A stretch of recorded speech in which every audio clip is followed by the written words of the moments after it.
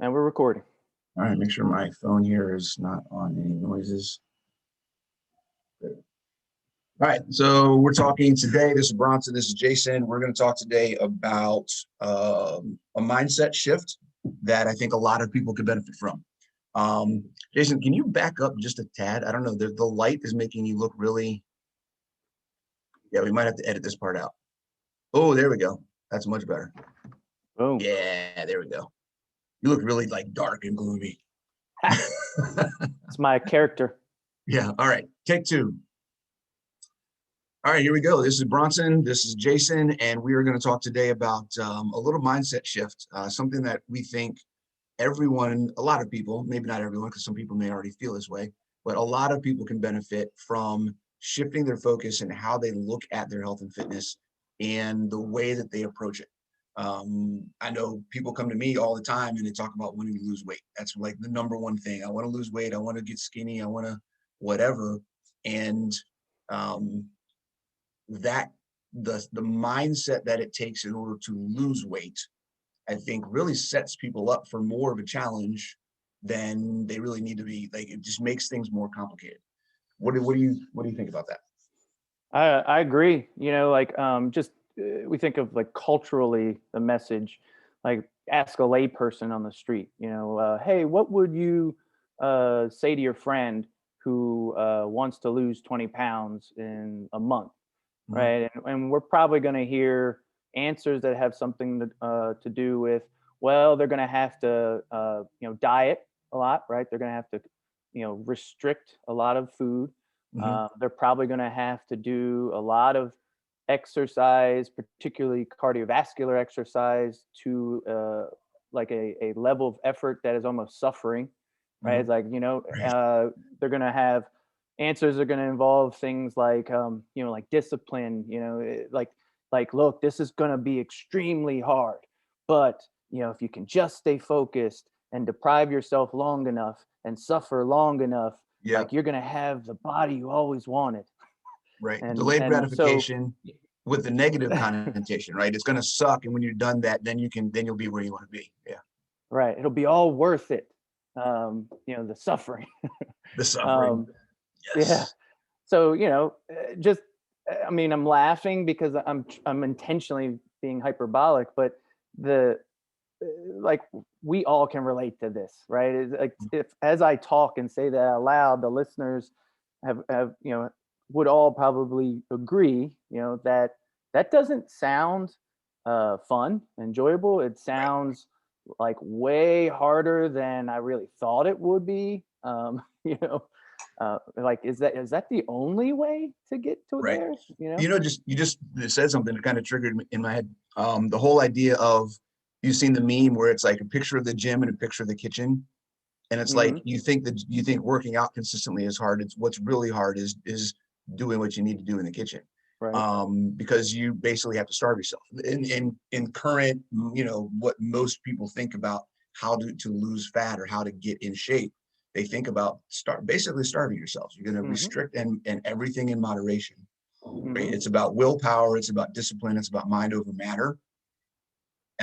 Instead of utilizing the physiological components that we have built in to help us manage that naturally. Right? We think we have to struggle all up here instead of just doing things naturally and like using the function of our body. So yeah, I think the mindset of fat loss is so common that nobody even thinks about the fact that when we look at body composition, anytime you talk about a ratio of something, what does that mean? It means there's two factors. It's one thing compared to another thing.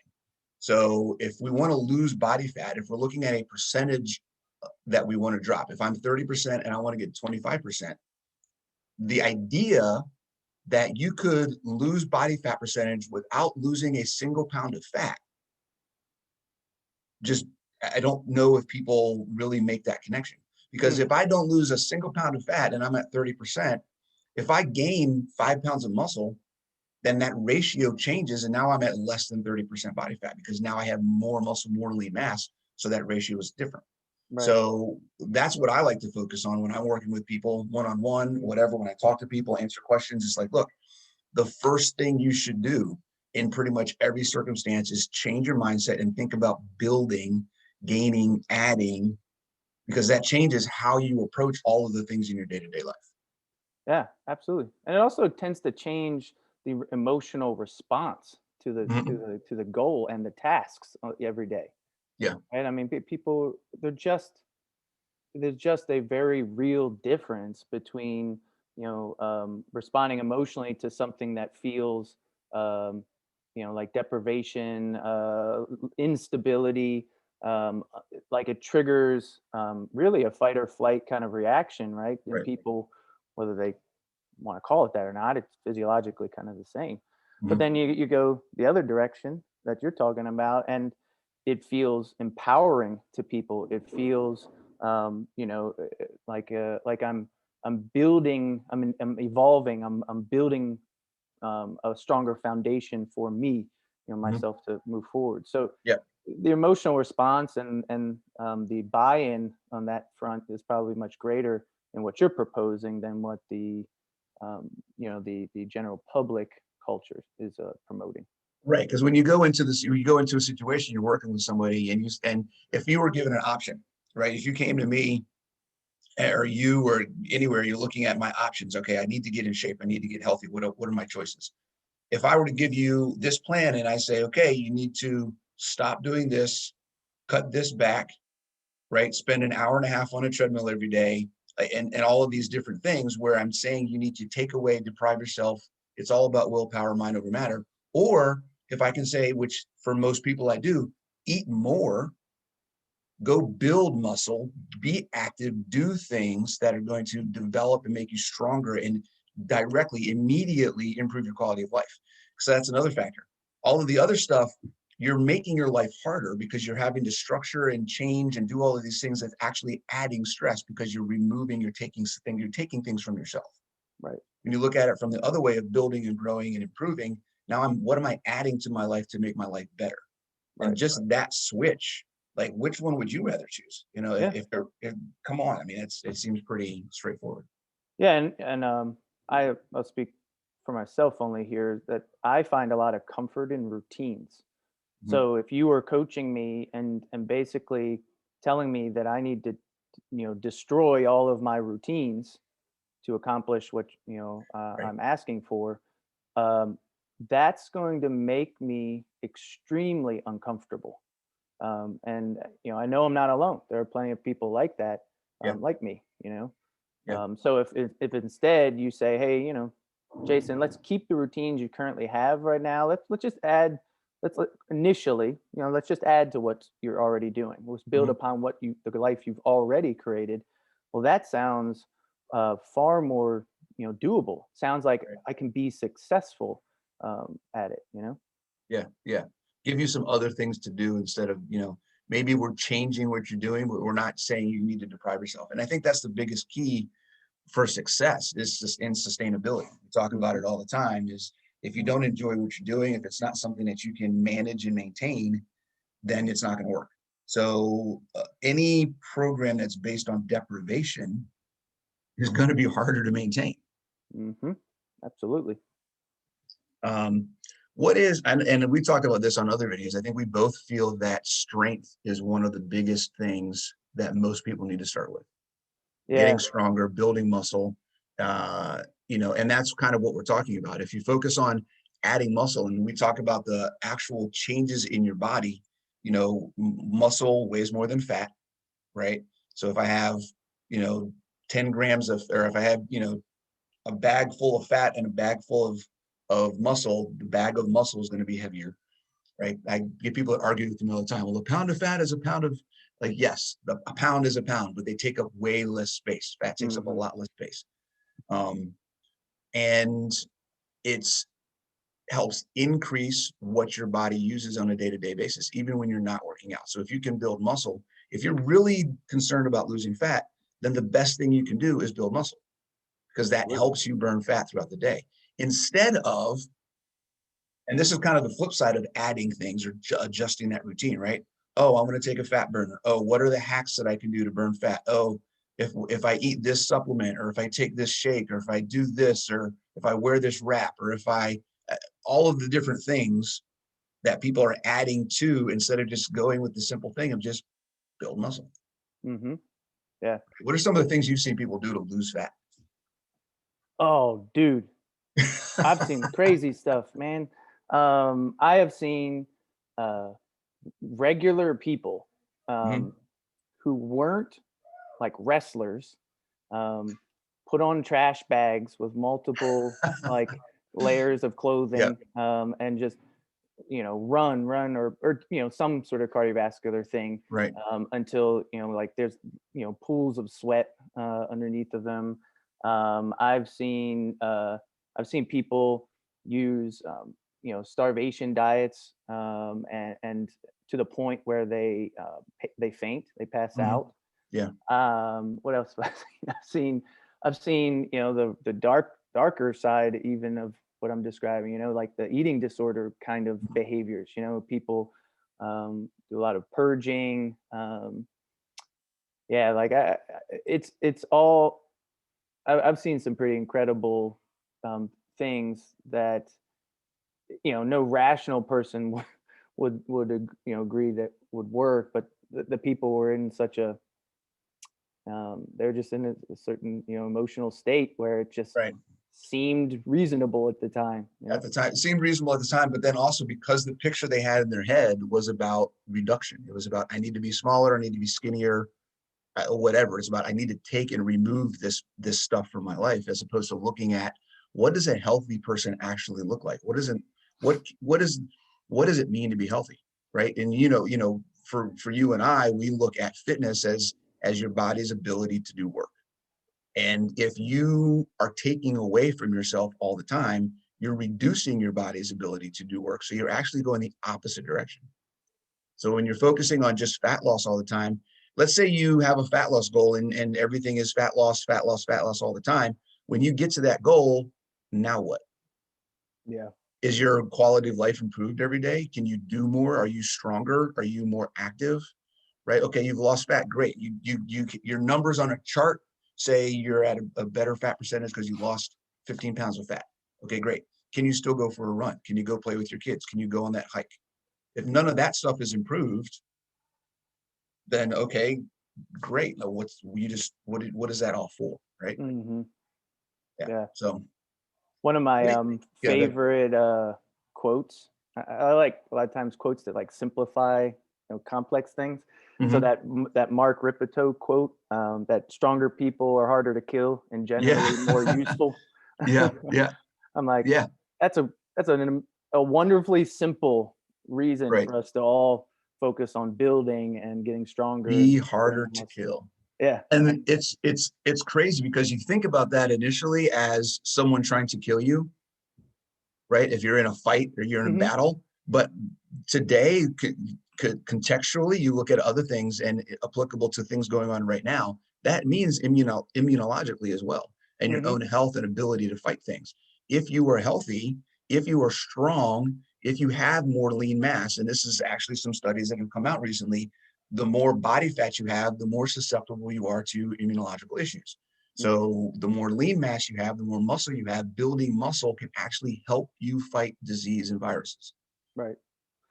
And right? then the extension of the harder to kill part is of his quote is and generally more useful Yep. as well, right? So then that goes back to your examples of being able to play with my kids and walk a bunch of flights of stairs to a boardroom, or I Yeah. got a ton of groceries and I got to pull them into the house and I don't want to make a bunch of trips. I mean, there is no with the exception of utilizing, performance enhancing drugs in some fashion, Yep. there's no real practical scenario I can think of where where a person would have too much muscle. And the odds of you being able to build Right. it, it's like the more muscle you have, generally, the better you're going to feel, the stronger you're going to be, the easier everyday life will be in Yeah. every capacity.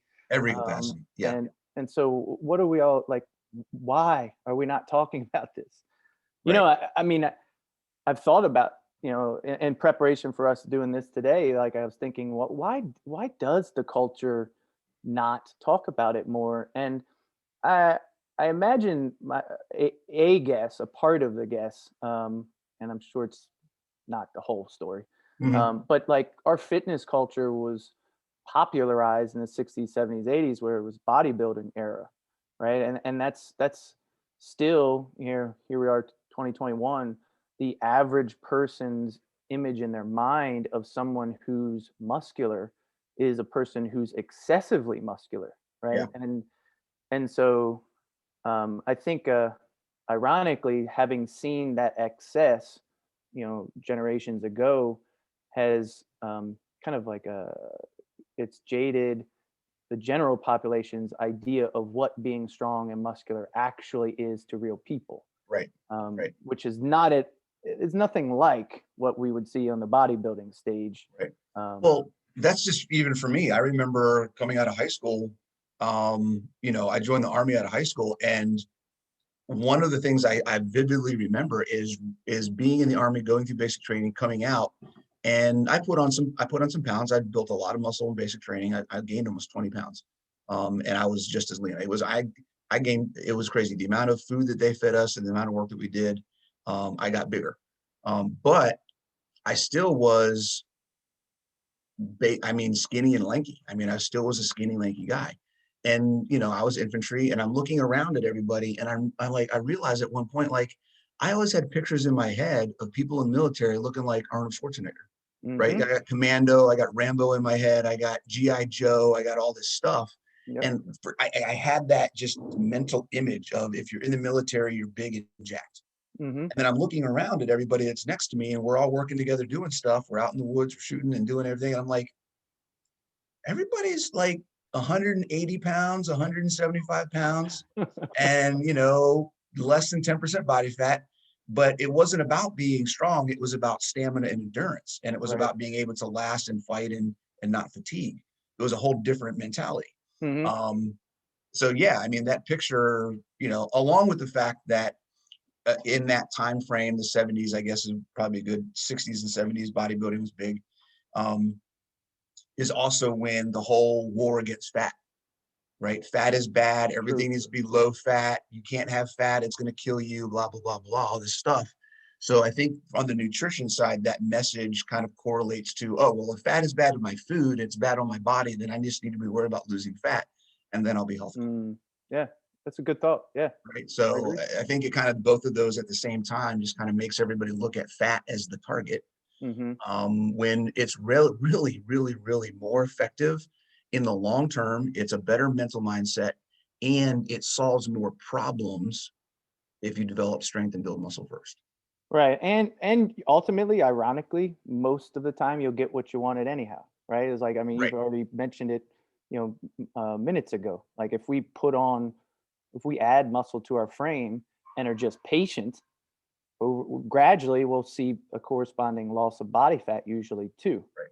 right? And so, like, we ultimately get what we want Yeah. anyway, but we just get there, more reliably with probably more enjoyment, um, doing what we're proposing rather than uh, the focus on fat loss. Yeah. And then the other thing is if you lose fat but you haven't built muscles, what does that look? If you're looking for aesthetics, if aesthetics is your goal, I want to look like I'm fit. Okay, in order to look like you're fit, you don't want to be skin and bones. So Right. if you lose a bunch of fat and you got no muscle shaping your body, because shape comes from muscle. Shape doesn't just happen, right? If you want shape, if you want curves, guys and gals, if you want curves, you got to have some muscle to create those curves.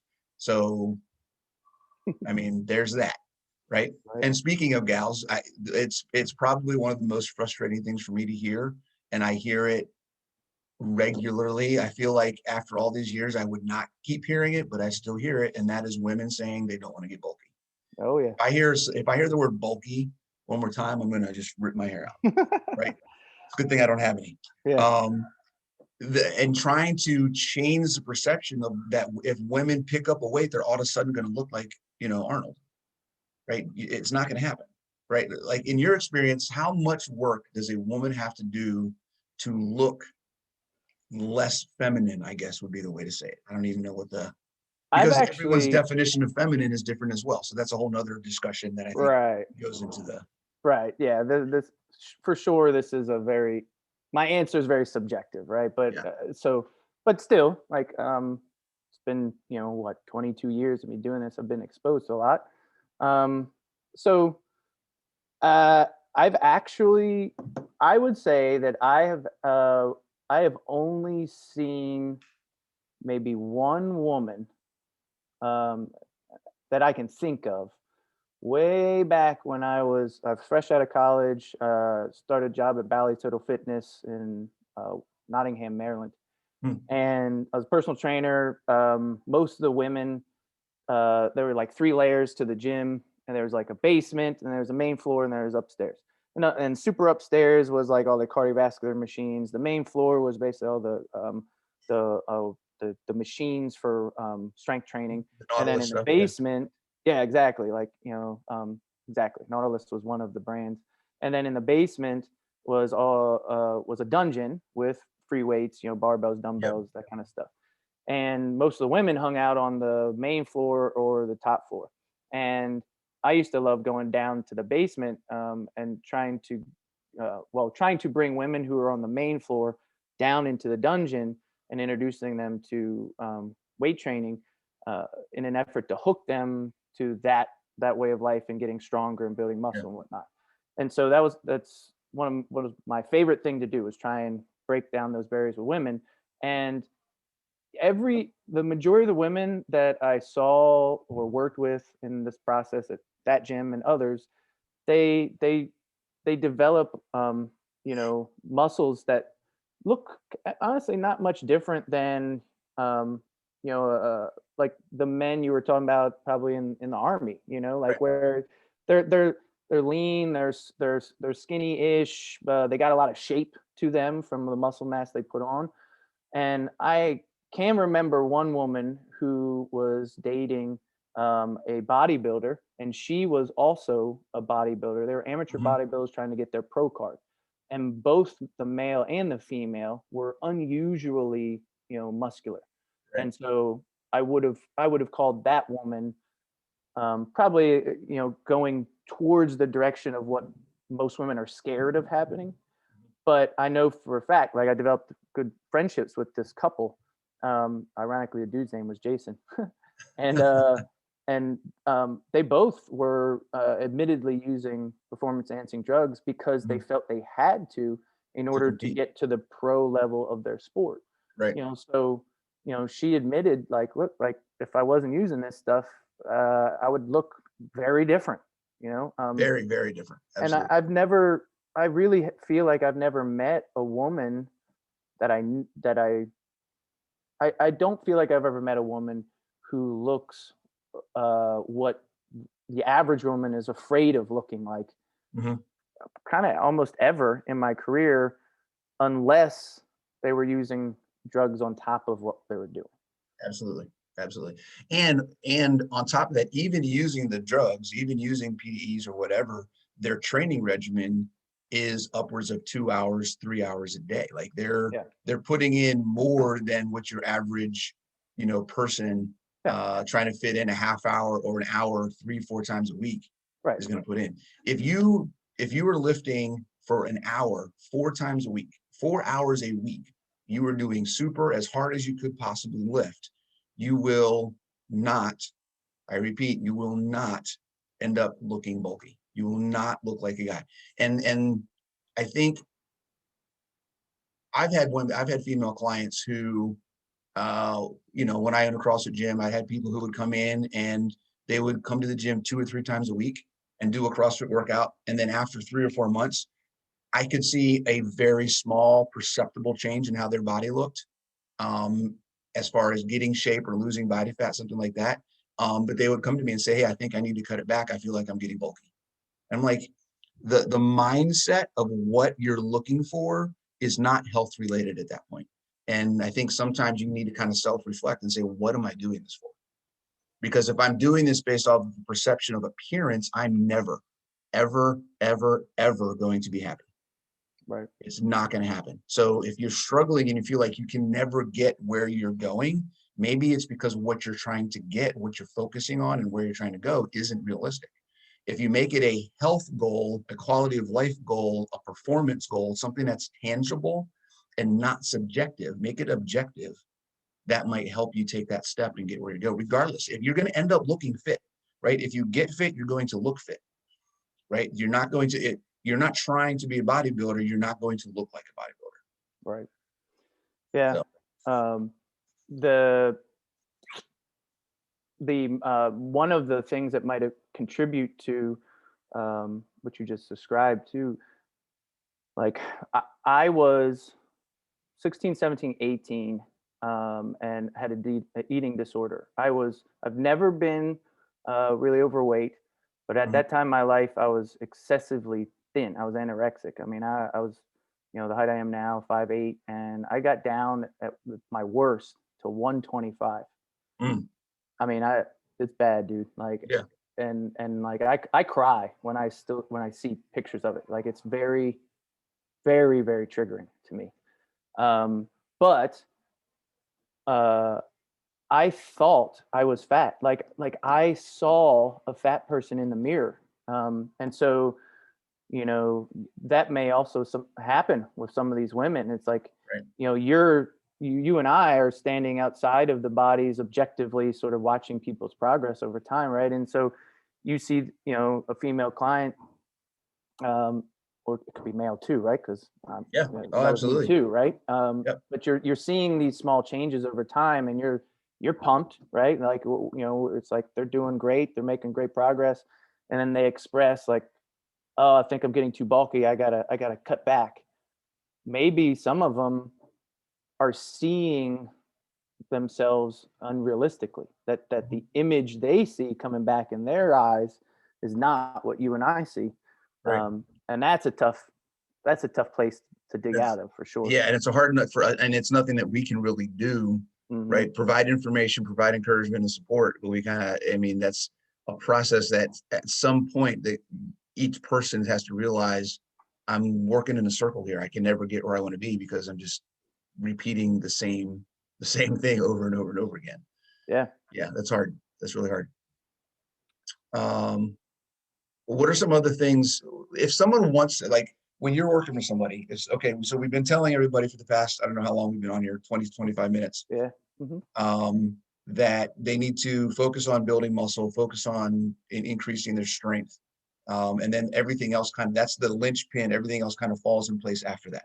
What are some of the things that you like? What's one tip for you to give people to say, hey, here's how you can do that? Pick up and move around heavy things regularly. Even if that's yourself. Yeah, exactly. And I typically tell people, I don't even care how long you do it for, right? Like we have to establish some level of habit, some routine, being added to my life, or their life rather.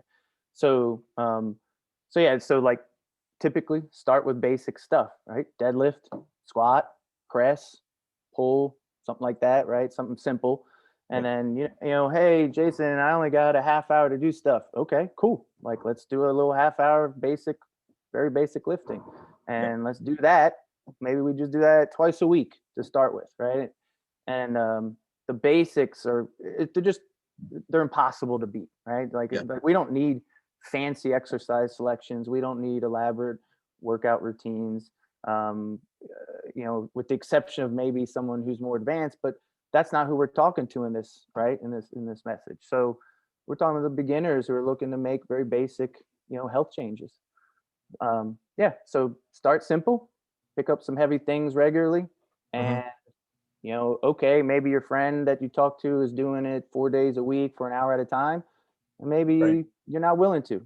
Fine, start where you're at. Yeah. Hold on, I'm looking at something real quick.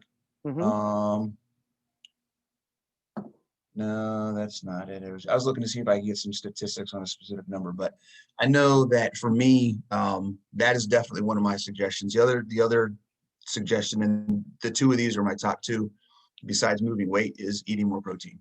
Mhm. In general, society wise, we have an aversion to protein. It's apparently meat is bad, um, even though it's not.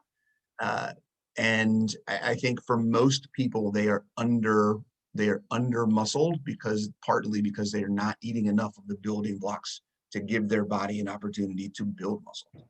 Yeah. Right. So there's two pieces to this. One, you said you have to give your body a reason to want to grow. Right. Doing work, my body can't do that work, or I'm doing work harder at a level that's more than what my body's used to doing. So it says, oh, I need to get stronger. I need to get better at doing this work. Well, when it does that, there needs to be the building blocks in your body to actually enable that to happen. And that's where protein comes in.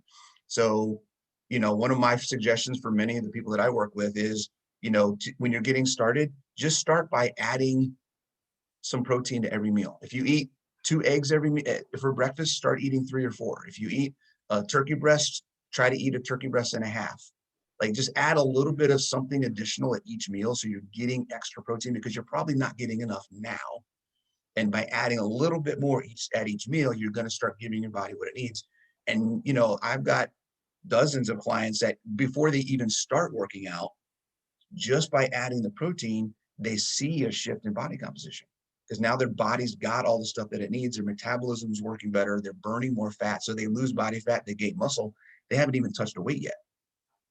Right. Right. So I think that the two of those go hand in hand. If you're going to start working out, if you want to focus on building, eat more. And that's another thing, right? You can eat more food, eat all you want. You can Absolutely. eat all the protein you want and you're fine. You're not going to get fat on protein. Eat it up. Yeah. You and I, a couple of days ago, we talked a bit about the ideology really of native people, and how their tendency, without all the details of nutrition science, is to treat like with like, right? And Mhm. so if I want to add muscle, makes sense to eat muscle from other animals. If I want Right. to try and make a healthier liver, probably should eat some sort of liver from other animals, right? And, kidney, spleen, heart, whatever. Tribal cultures across the world consume the whole animal, and while this is an oversimplification for sure, for the lay person, it's not a crazy thought to just match the muscle from the animal to thinking, well, that's my tool for building the muscle on my body. Right. It's not far. It's not unreasonable, right? No, not at all. So, and muscles, it's incredibly meat is incredibly nutritious, because that animal ate all sorts of stuff. Ideally, was a healthy animal before it was Right. slaughtered, right? I Yeah. mean, that's going down a rabbit hole. But just let's pretend, it was a deer out in nature running around the forest, and we shot and killed it for food, Hmm. right? Well, that animal, it's a bioaccumulator, just like us.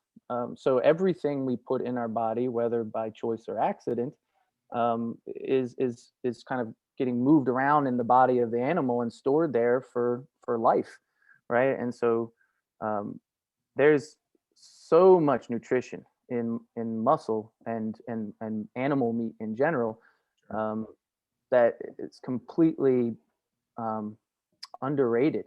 This, like, our culture still seems to. I mean, I love plants, right? I love them too, but there just still seems to be this big demonization of meat. Yeah. Um, I It's, mean, I mean, where would we be as a civilization, as the world without meat, right? yeah, That's a whole nother, that's a whole nother discussion. We get into yeah. the push for fake meat and all the other stuff going on right now. Oh God, it's terrible.